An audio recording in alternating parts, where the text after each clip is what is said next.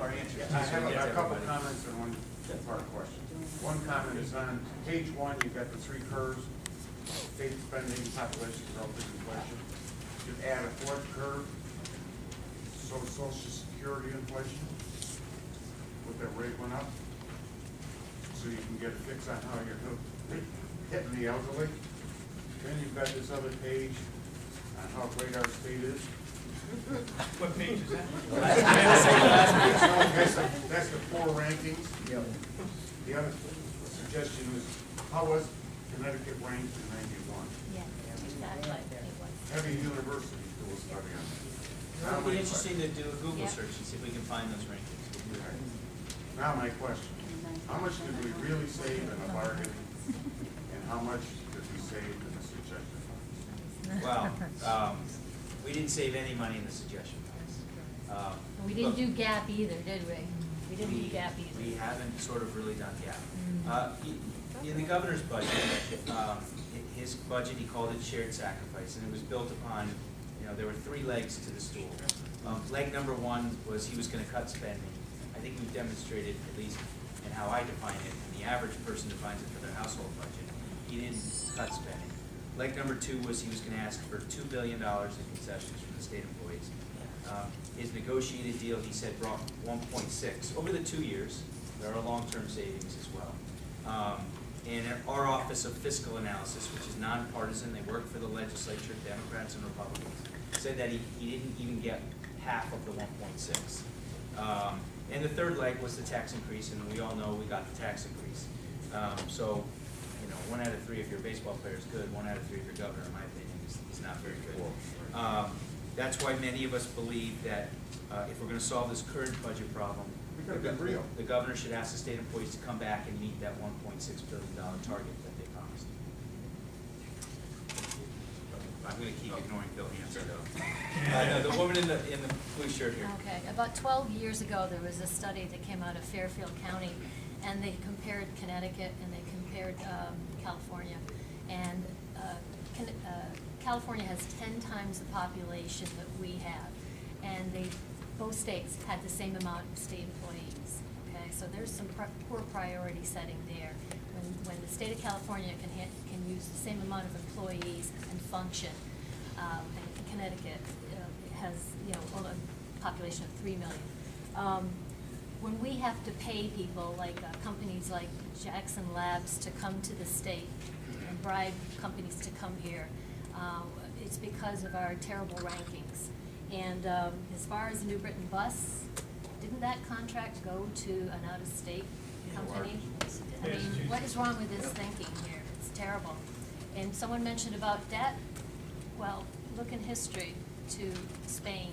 Spain had the best revenue stream you've ever seen. All it had to do was get the galleons that it had in Mexico, have the slave Indians, fill it with gold, brought it to Europe, and guess what?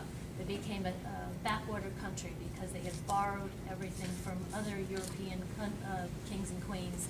They couldn't keep up with their spending, but they had the best revenue stream in the world, and they became a backwater country that could not even defend itself. So there's a lesson to be learned from history. Yeah, and just very briefly, if you guys want to jump in, you mentioned Jackson Laboratories. That's a $300 million state deal with the company from Maine. The state's giving them $300 million now. 10 years from now, they're supposed to have 300 jobs. We hope they're successful. I think it's too much money.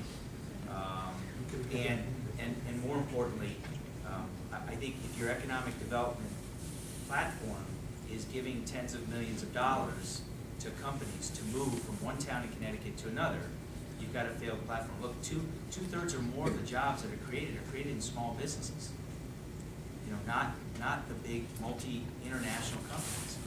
And I'll tell you something which gets me mad, and I hope it gets you all mad. One of the economic development deals that Governor Malloy has done is to give $115 million to Bridgewater Associates. You don't know what that is? They're the largest hedge fund in the world. It's a fantastic company. Brilliant people, hardworking, they make a lot of money. God bless them. He's giving them $115 million of our money to move them from Westport, Connecticut, which by the way I represent, to Stamford, Connecticut. Okay?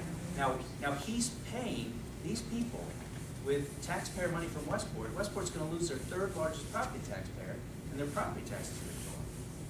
Now, you know, the gentleman who started Bridgewater, brilliant guy, I'm glad he's in Connecticut. By the way, they were never leaving Connecticut. Right. His net worth is $12.5 billion. Do we need to give him taxpayer money? No, seriously. Isn't that something Republicans and Democrats can agree upon? Yeah. So if you have to pay companies to stay here, and there have been deals where we've brought companies into Connecticut who've never existed. Governor Malloy did that with NBC in digital media. I think that's a good deal, okay? Governor Rowland did it with UBS, then Swiss Bank into Stanford. That's proven to be a good deal. So there are occasions when these deals can work.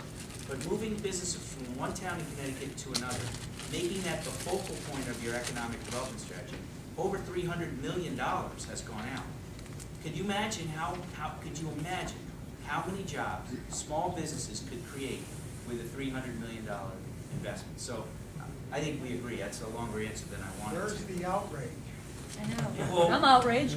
We're pretty outraged about it. And, you know, I mean, look, But you don't see it in the media. well, we need to be outraged. And look, there are people in this state, people in this world who make enormous amounts of money. It's mind-boggling how much. Mr. Dalio made, I think, $3 billion in 1 year alone. That's good for him. I don't want to take that away from him. But he doesn't need government help. He doesn't need government help. And he doesn't need to take our tax money, especially when we are struggling, as I think we all know we are. So, yeah, I'm outraged about it. And I haven't met anybody yet, other than the governor, really. I haven't met anybody yet who agrees with that idea.